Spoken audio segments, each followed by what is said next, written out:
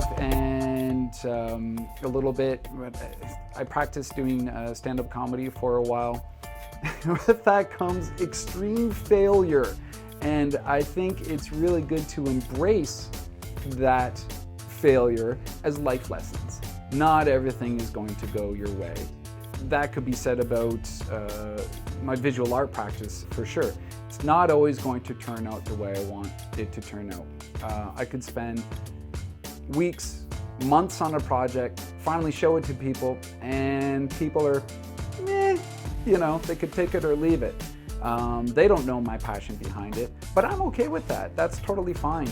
I've learned that that's just the way of things, and that's the risk that you take in terms of putting yourself out there and putting your work out there.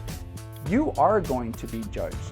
You have to be okay with that. And I think with my failures in terms of my comedic work have totally helped me embrace that side of it.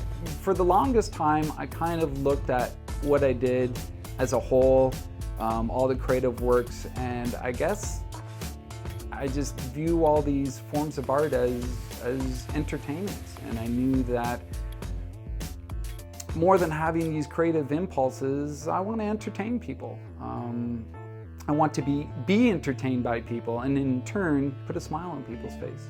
I met all these other men and women that were like-minded, you know, enjoyed comic books, drew independently on their own, and 5 of them were named Robin. And I was just the next Robin that came to Vancouver, which is still kind of a running joke.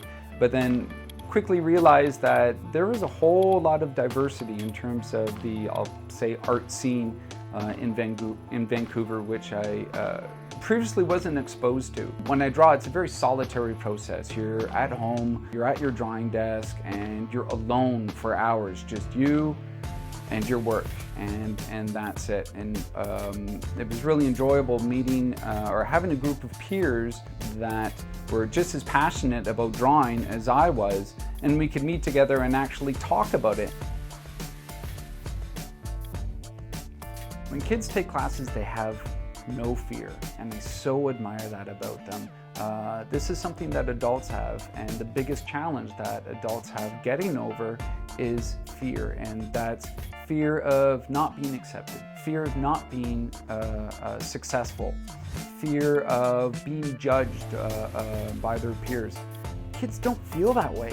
Anything goes, and they'll draw whatever comes to mind. You know, some kids are serious and some kids are really silly about it.